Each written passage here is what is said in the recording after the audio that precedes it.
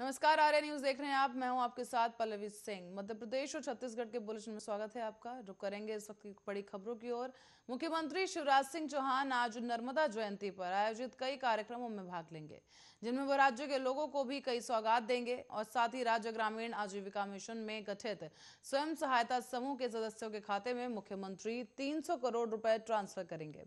CM Shivraj और राजधानी भोपाल में कुशाभाऊ ठाकरे सभागार में आयोजित कार्यक्रम में शामिल होंगे, जहां वो वर्चुअल माध्यम से सभी जिलों में ग्राम पंचायत स्तर पर समूह के सदस्यों से वर्चुअल जुड़ेंगे।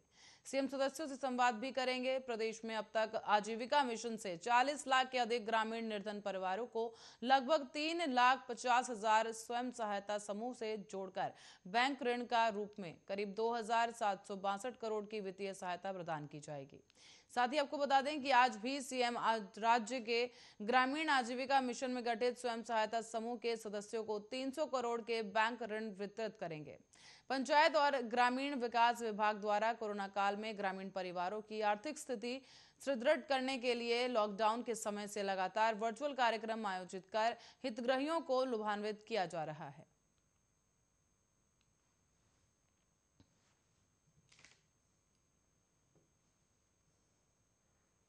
और कांग्रेस को छोड़कर बीजेपी में शामिल हुए मध्य प्रदेश के दिग्गज नेता ज्योतिरादित्य सिंधिया छत्तीसगढ़ दौरे पर रहे। इस दौरान सिंधिया ने राहुल गांधी के द्वारा दिए गए 2 हिंदुस्तान वाले बयान पर सिंधिया ने करारा जवाब दिया है। रायपुर एयरपोर्ट पर मीडिया से बातचीत के दौरान सिंधिया बोले कि ऐसा बयान कोई भारत का नागरिक नहीं दे सकता है। दरअसल केंद्रीय बजट पेश होने के बाद बजट समझाने के लिए रायपुर में केंद्रीय मंत्री ज्योतिरादित्य सिंधिया ने एक प्रेस कॉन्फ्रेंस की। इससे पहले सिंधिया की रायपुर एयरपोर्ट पर बीजेपी नेताओं ने जोरदार स्वागत किया।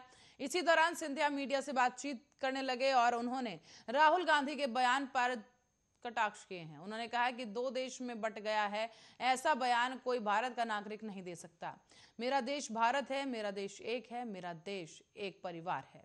उन्होंने आगे कहा कि भाई भाई की संस्कृति में मेरे देश में है और शायद राहुल गांधी का संदर्भ 2014 के पहले के भारत को लेकर है, जहां प्रगति नहीं होती थी, विकास नहीं होता था, भ्रष्टाचार का बोलबाला हुआ करता था। मोदी जी के पहले दूसरी परिस्थिति थी और मोदी जी के बाद दूसरे देश दिखा है जहां पर भ्रष्टाचार पर अंकुश लगा है, विकास के द्वार खोले गए। अंत्योदय के आधार पर केवल अपना हक नहीं बल्कि विकास के नए आयाम भी दिए गए हैं।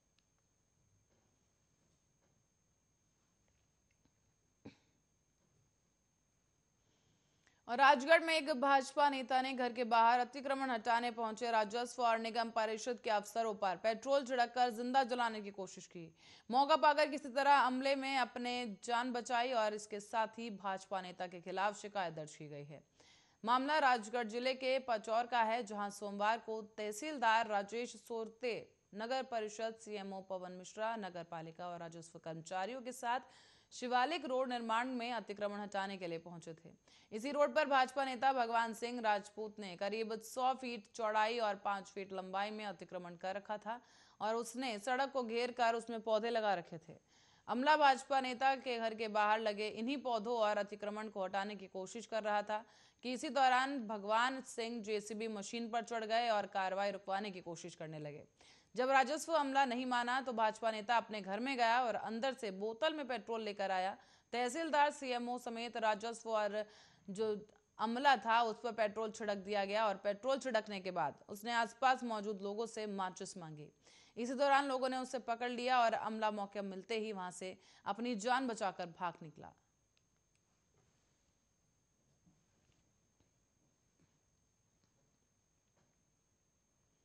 तो वहीं कोरोना की बात करें तो कोरोना की तीसरी लहर में बढ़ते संक्रमण को देखते हुए रायगढ़ जिला प्रशासन ने जिले के तमाम शिक्षण संस्थाओं को बंद करने का आदेश जारी किया था। लेकिन अब कोरोना के संक्रमण की दर में कमी को देखते हुए रायगढ़ कलेक्टर भीम सिंह ने 8 फरवरी से जिले की सभी शिक्षण संस्थाओं को खोलने का आदेश जारी किया। दरअसल कोरोना की तीसरी लहर में बढ़ते संक्रमण को देखते हुए छत्तीसगढ़ में कई जिले में शैक्षणिक संस्थान बंद करने के आदेश कलेक्टरों द्वारा दिए गए थे। इनमें से छत्तीसगढ़ के रायगढ़ में सभी शैक्षणिक संस्थानों को बंद करने का आदेश जारी किया गया था। लेकिन अब जिले में कोरोना संक्रमण की दरों में कमी देखने को मिल रही है। इसको देखते हुए रायगढ़ कलेक्टर भीम सिंह ने नया आदेश जारी करते हुए रायगढ़ के सभी शैक्षणिक संस्थानों को फिर से एक बार खोलने के आदेश जारी कर दिए हैं। आदेश के अनुसार जिले में तमाम स्कूल और महाविद्यालय 8 फरवरी से खोल दिए जाएंगे। और साथ ही आपको बता दें कि रायगढ़ कलेक्टर भीम सिंह ने आदेश में कहा है कि जिले के सभी स्कूलों और महाविद्यालयों में कोरोना के नियमों का सख्ती से पालन करना होगा। सभी पहले मास्क पहनकर रहेंगे और सोशल डिस्टेंसिंग बनाए रखना होगा।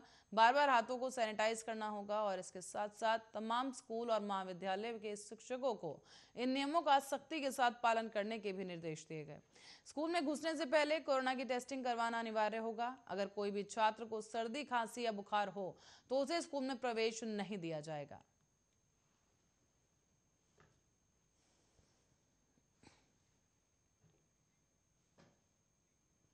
ग्वालियर में शादी के स्टेज पर दूल्हा और दुल्हन का फायरिंग करते हुए एक वीडियो सोशल मीडिया पर जमकर वायरल हो रहा है।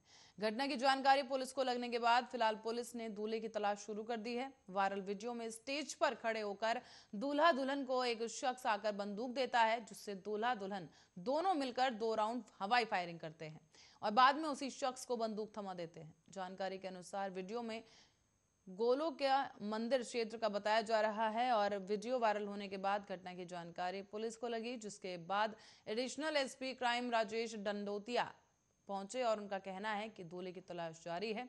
ये वीडियो शहर के गोले का मंदिर इलाके का बताया जा रहा है और दूल्हे की जानकारी मिलने के बाद उसे गिरफ्तार किया जाएगा। ग्वालियर चंबल अंचल में आए दिन इस तरह की हवाई फायरिंग करने के वीडियो लगातार सामने आते रहे हैं। चंबल के युवाओं के बीच हथियारों का क्रेज अब बढ़ता जा रहा है। शादी समारोह हो या कोई और खुशी का मौका, यहाँ लोग हवाई फायर कर अपनी खुशी का इजहार करते हैं। कई बार इन हादसों में कई लोगों की जान भी जा चुकी है। चंबल में कई बार ऐसे हादसे भी सामने आ चुके हैं जिसमें हवाई फायरिंग में दूल्हे की मौत या फिर परिजनों की मौत हो चुकी है।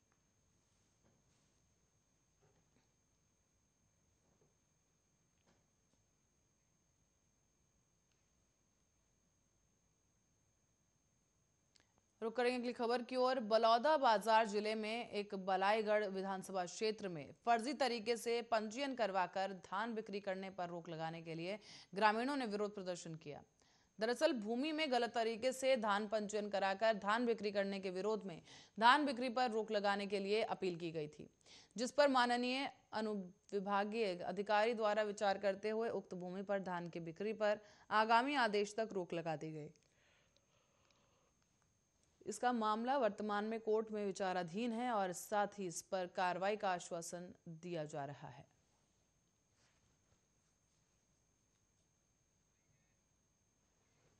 आपको किस तरीके की सरकार चाहिए, दंगा कराने वाली या दंगा रोकने वाली? तो किसको चुनेंगे आप? बटन आपका कहाँ दबेगा?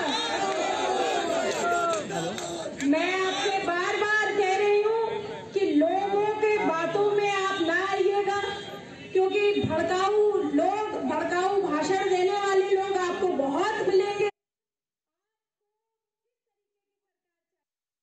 जहां अपहरण के बाद हत्या की सनसनीखेज वारदात ने सबको चौंका दिया है। आरोपियों ने 10वीं कक्षा की एक छात्रा का अपहरण किया और उसकी हत्या कर दी। परिजनों को कॉल करके 50 लाख रुपए की फिरौती भी मांगी गई थी। इसकी जानकारी परिजनों ने पुलिस को दी और पुलिस की जांच के दौरान पड़ोस में रहने वाले एक युवक को संदेह के आधार पर हिरासत में लिया गया। उसने 2 अन्य साथियों के साथ अपहरण के बाद हत्या की वारदात को अंजाम देने की बात को स्वीकार किया है। साथ ही पुलिस ने हत्या के बाद आरोप में तीनों को गिरफ्तार कर पूछताछ शुरू कर दी। सनसनीखेज घटना तारबहार थाना क्षेत्र की बताई गई। जानकारी के अनुसार डीपूपारा निवासी आसिफ मोहम्मद नाम का ऑटो डीलर का काम करते हैं और आसिफ का 17 साल का एक बेटा रेहान रविवार की शाम को करीब 6 बजे घर से निकला था और देर रात तक वो वापस नहीं लौटा, जिसके बाद परिजनों को चिंता हुई। काफी तलाश करने के बावजूद रेहान का कुछ पता नहीं चला। इसी दौरान परिजनों के पास अपहरणकर्ताओं का कॉल आया और 50 लाख की फिरौती मांगी गई।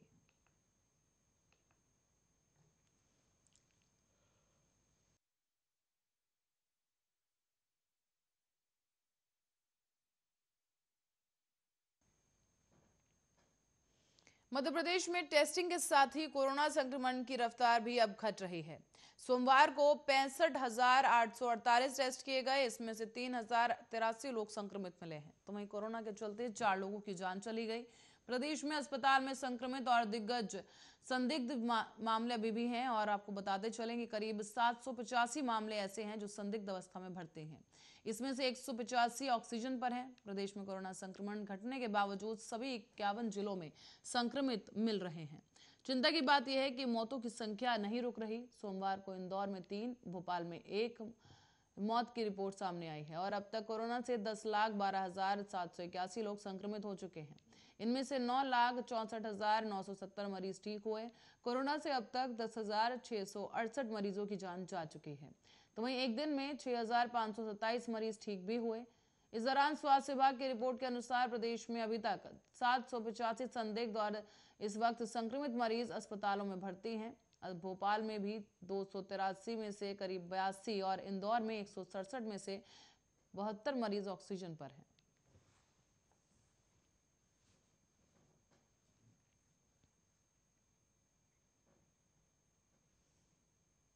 छत्तीसगढ़ की ओर रुख करेंगे। छत्तीसगढ़ में सोमवार को कोरोना वायरस के 1,292 नए केसेस सामने आए हैं, जिसके बाद संक्रमितों की कुल संख्या बढ़कर 11,40,467 हो गई है। साथ ही 14 और मरीजों की जान चले जाने से मृतकों का आंकड़ा 13,951 के पास पहुंच गया है। स्वास्थ्य विभाग के अधिकारियों ने बताया है कि संक्रमण दर घटकर 3.46% रह गई, जो कि रविवार को 4.62% थी।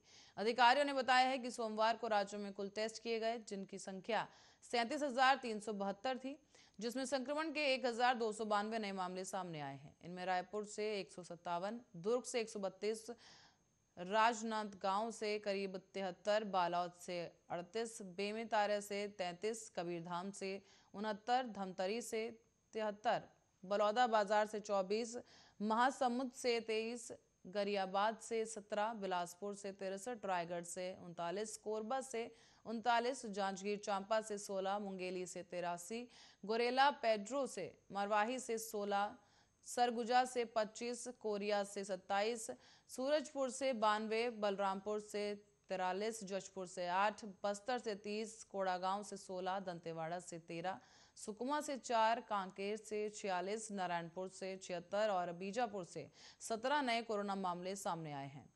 राज्य में करीब 13,706 मरीज अभी भी उपचाराधीन हैं।